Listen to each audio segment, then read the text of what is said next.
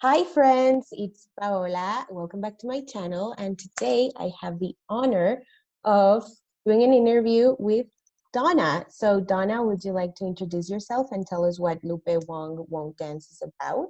My name's Donna Higuera, and I wrote the book Lupe Wong Won't Dance. I should probably have done this before we started, but here is a copy here. And Lupe Wong Won't Dance is about a girl who is a baseball player, and she's a bit of a social justice warrior.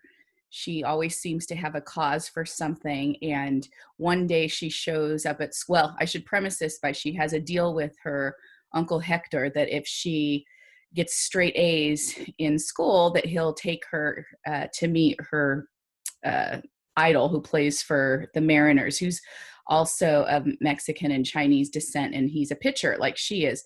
And she shows up to PE one day, and one of the things that they're doing this quarter is square dancing, and she's having none of it because it's going to get in her way of getting straight A's. So she makes this one of her cause, where typically it may not have been one of her causes, but because it gets in her way, it becomes one of her causes. And along the way, she discovers a lot of things in her research and about square dancing that ends up making it a more important cause than it was in the beginning.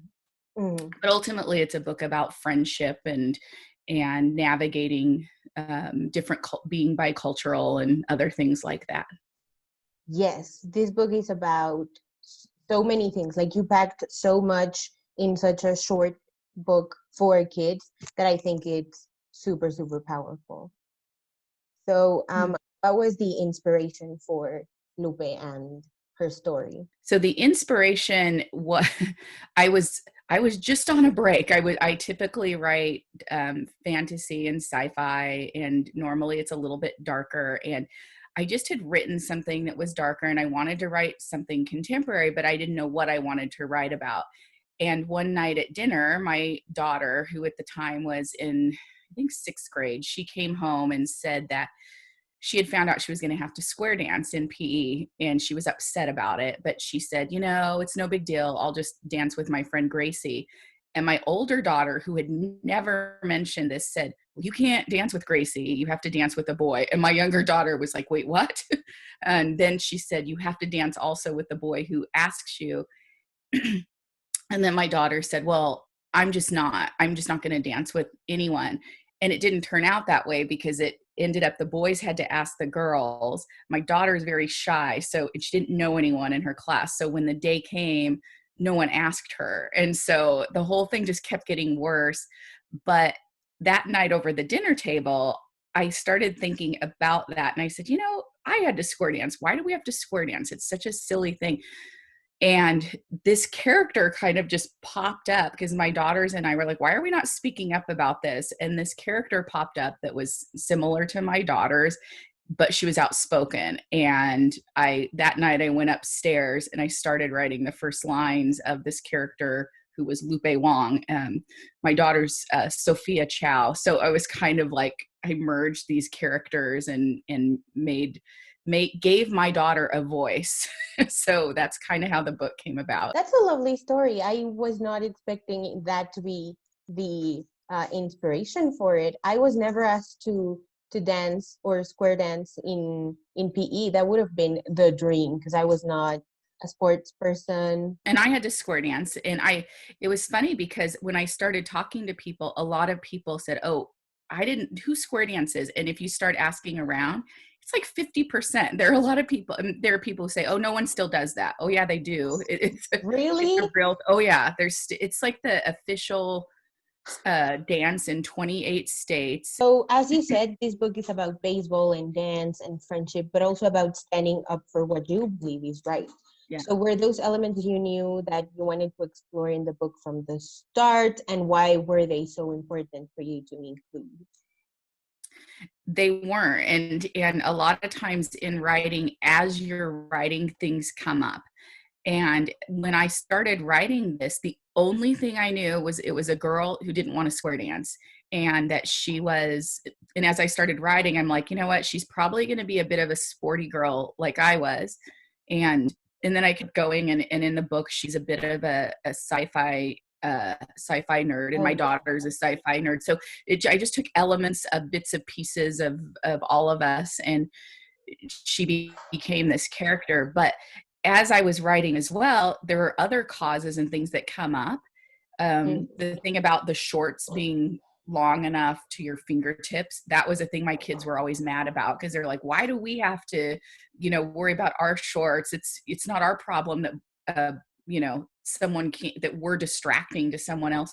So it yeah. was a lot of those things just came up naturally. I didn't go into writing it thinking about those things or the character. She just kind of came up on her own. Oh, that's so interesting. I love stories about kids who are passionate about their causes, and that means so much for me to read as an adult. And I Yeah. just think kids are so lucky to have your story out for them to be inspired and take on causes of Well, their own. yeah. And I think that was part of me, like, giving a voice to kids like you and I, who didn't speak up maybe for things at the time because we didn't think we had a voice, or that no, we didn't think anyone would listen. And so I felt like this was kind of that opportunity to give those people like us a voice. Yeah. And I love that. I really, really did. So, as you mentioned, this book is also about family and heritage and being bicultural. And I love that you included those scenes with Lupe's grandparents so that we could see that kind of dynamic. So, I'm Yeah. wondering, was that something that you drew from personal experiences, or where did that come from?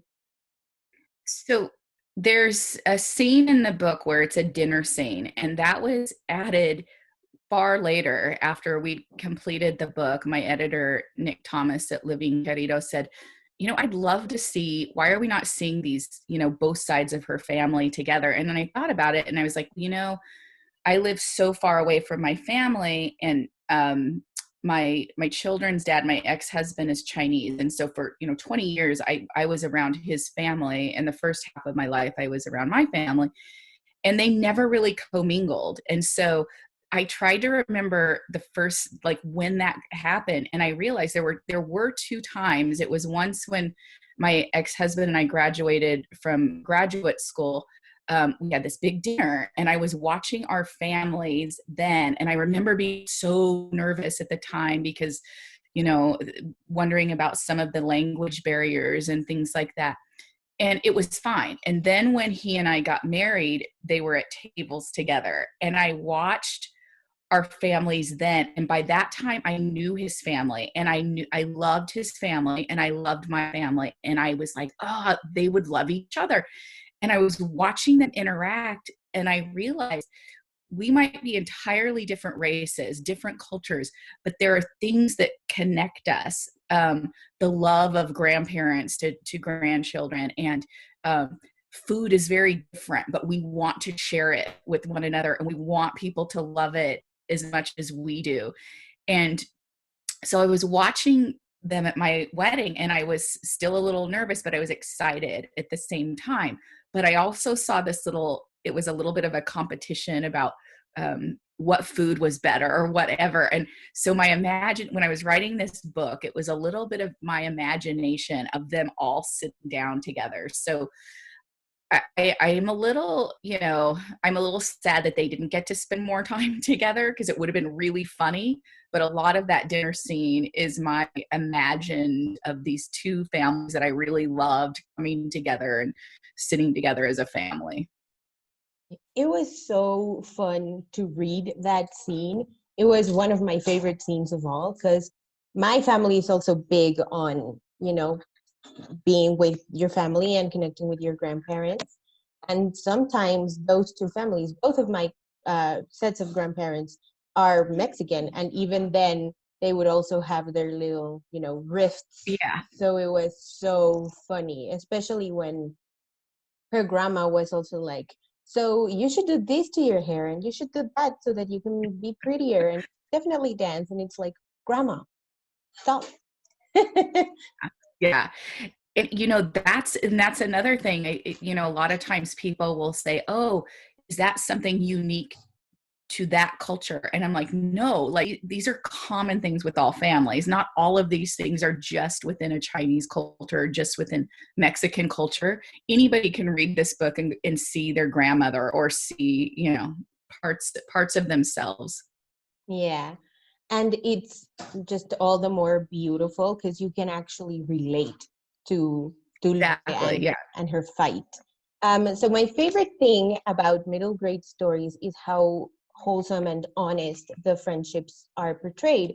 So I'm wondering how you approached that changing and evolving friendship with Lupe and Niles and Andy.